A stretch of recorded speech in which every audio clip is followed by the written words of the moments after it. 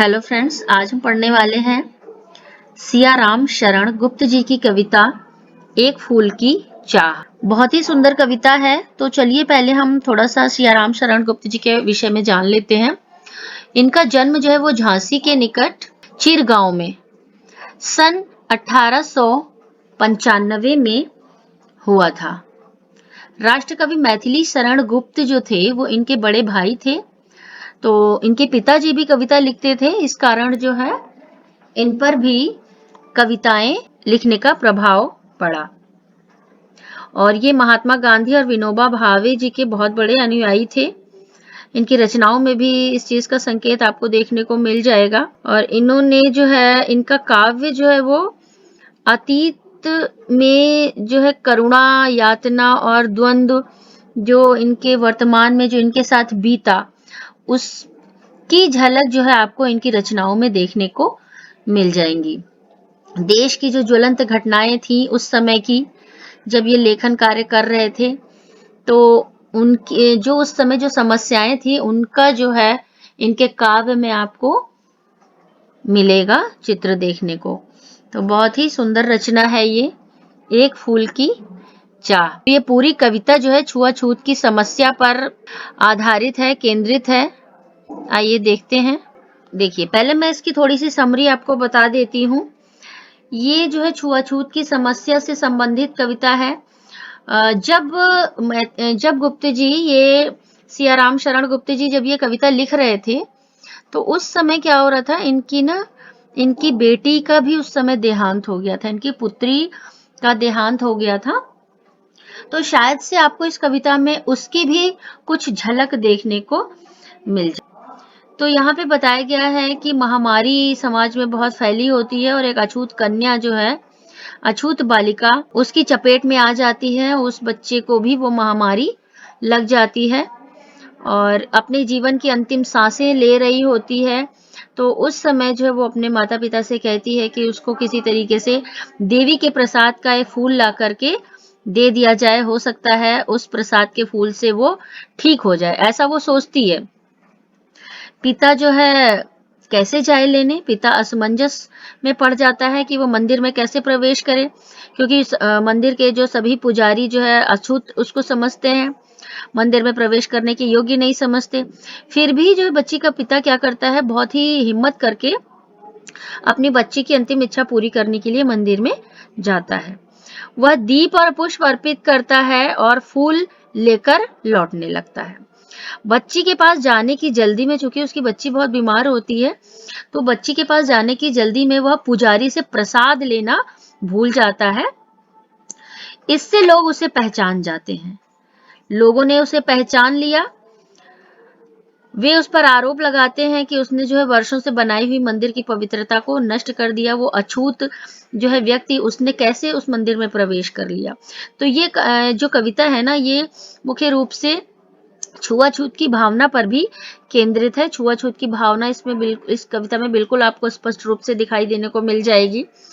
वह व्यक्ति कहता है कि उनकी देवी की महिमा के सामने उनका कलुष जो है वो कुछ भी नहीं है। देवी बहुत महान है और उनका जो ये कलंक है अछूत होने का, ये कुछ भी नहीं है। लेकिन मंदिर के पुजारी तथा अन्य लोग जो है उसको थप्पड़ मुक्कों से पीट पीट करके उसको बाहर निकाल देते हैं।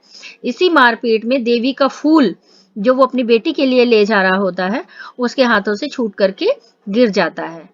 तो सभी जो मंदिर में और भक्त होते हैं वो उसको न्यायालय लेकर जाते हैं और न्यायालय भी उसको जो है 7 दिन की सजा जो है वो सुनाता है। और वो बच्ची के पास नहीं जा पाता है, वो 7 दिन तक जेल में रहता है। और जब वह जेल के बाहर आता है तब उसे अपनी बेटी की जगह, बेटी उसकी मृत्यु हो जाती है और बेटी की जगह उसको क्या मिलती है, उसको राख मिलती है। इसी प्रकार वह बेचारा अछूत होने के कारण वह अपनी मरणासन्न बेटी की अंतिम इच्छा, जो कि वो सिर्फ एक फूल की चाह होती है, एक फूल वो सिर्फ चाहती है, माता के दरबार में जो फूल चढ़ाया जाता है सिर्फ उसकी इच्छा रखती है और वो इच्छा भी उसकी पूरी नहीं हो पाती है। इस मार्मिक प्रसंग को उठाकर कवि क्या कहना चाहता है पाठकों से, यही कहना चाह रहा है कि छुआछूत की जो कुप्रथा है वह मानव जाति पर बहुत ही कलंक है।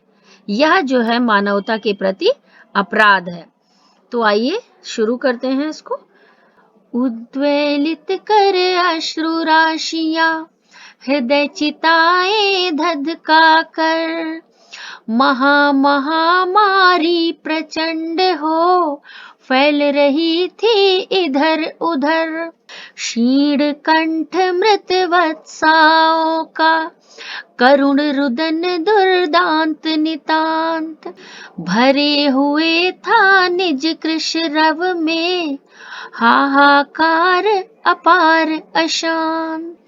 बहुत रोकता था सुखिया को, न जा खेलने को बाहर, नहीं खेलता रुकता उसका, नहीं ठहरती वह पल भर।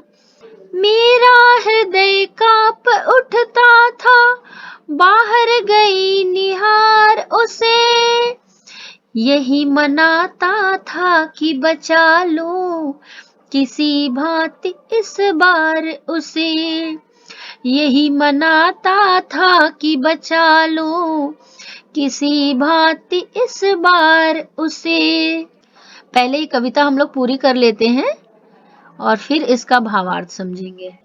भीतर जो डर रहा छिपाए, हाय वही बाहर आया। एक दिवस सुखिया के तन को, ताप तप्त मैंने पाया।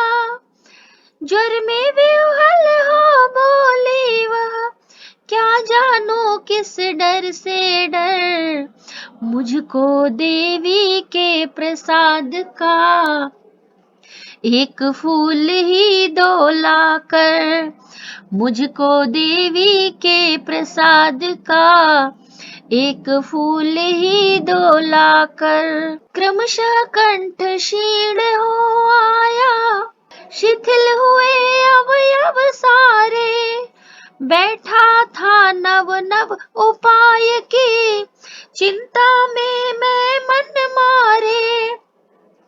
जान सका ना प्रभात सजग से, हुई अलस कब दोपहरी। स्वर्ण घनों में कब रवि डूबा, कब आई संध्या गहरी।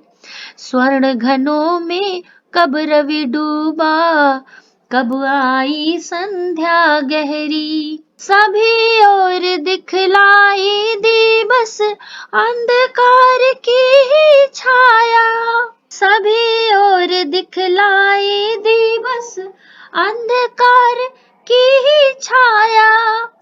छोटी सी बच्ची को ग्रस ने कितना बड़ा तिमिर आया, ऊपर विस्तृत महाकाश में जलते से अंगारों से, झुलसी सी जाती थी आंखें जगमग जगते तारों से, झुलसी सी जाती थी आंखें जगमग जगते तारों से।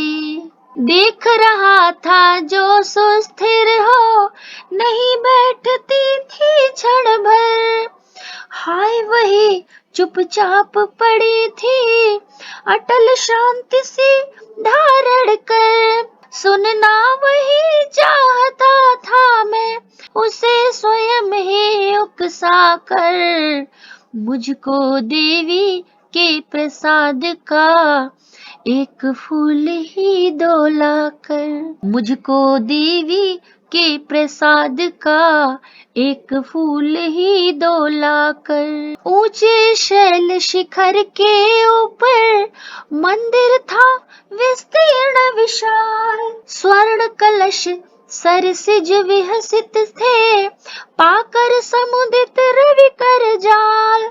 दीप धूप से आमोदित था मंदिर का आंगन सारा, गूंज रही थी भीतर बाहर मुखरित उत्सव की धारा, गूंज रही थी भीतर बाहर मुखरित उत्सव की धारा।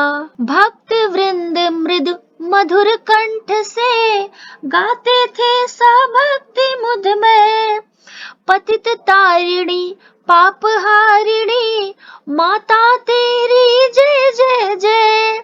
पतित तारिणी तेरी जय जय, मेरे मुख से भी निकला, बिना बढ़े ही मैं आगे को, जाने किस बल से ढिकला, बिना बढ़े ही मैं आगे को, जाने किस बल से ढिकला। मेरे दीप फूल लेकर वे अम्बा को अर्पित करके, दिया पुजारी ने प्रसाद जब आगे को अंजलि करके, भूल गया उसका लेना झट परम लाभ सा पाकर मैं, सोचा बेटी को माँ के ये पुण्य पुष्प दूं जाकर मैं, सोचा बेटी को माँ के ये पुण्य पुष्प दूं जाकर मैं। सिंह पौर तक भी आंगन से नहीं पहुँचने में पाया, सहसा यह सुन पड़ा कि कैसे यह अछूत भीतर आया, पकड़ो देखो भाग न जावे, बना धूर्त यह कैसा है, साफ स्वच्छ परिधान किए है भले मानुषों के जैसा, साफ स्वच्छ परिधान किए है भले मानुषों के जैसा। पापी ने मंदिर में घुसकर किया अनर्थ बड़ा भारी, कलुषित कर दी है मंदिर की चिरकालिक शुचिता सारी। ऐ क्या मेरा कलुष बड़ा है, देवी की गरिमा से भी किसी बात में हूँ मैं आगे, माता की महिमा के भी। माँ के भक्त हुए तुम कैसे, करके यह विचार खोटा, माँ के सम्मुख ही माँ का तुम गौरव करते हो छोटा। कुछ न सुना भक्तों ने झट से मुझे घेर कर पकड़ लिया, मार मार कर मुक्के घूसे, मार मार कर मुक्के घूसे, धम से नीचे गिरा दिया, मेरे हाथों से प्रसाद भी बिखर गया, हाँ सब का सब। हाय अभागी बेटी तुझ तक कैसे पहुँच सके यह अब, न्यायालय ले गए मुझे वे, 7 दिवस का दंड विधान, मुझको हुआ था मुझसे देवी का महान अपमान। मैंने स्वीकृत किया दंड, वह शीश झुकाकर चुप ही रहे, उस असीम अभियोग दोष का क्या उत्तर देता क्या कहे।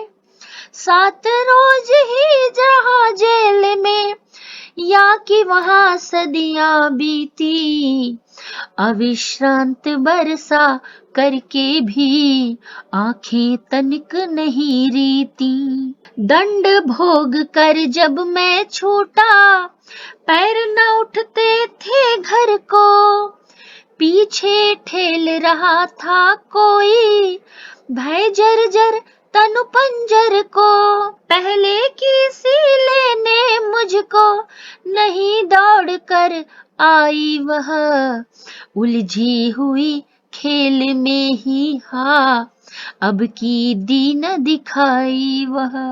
उसे देखने मरघट को ही गया दौड़ता हुआ वहां, मेरे परिचित बंधु प्रथम ही फूंक चुके थे उसे जहां। देखिए बेटी की मृत्यु हो जाती है और पिता उस बेटी को देख नहीं पाता है, तो बेटी जो है मरघट की तरफ, पिता जो है वो मरघट की तरफ जाता है, क्या सोचता है वहां पर, उसे देखने मरघट को ही गया दौड़ता हुआ वहां।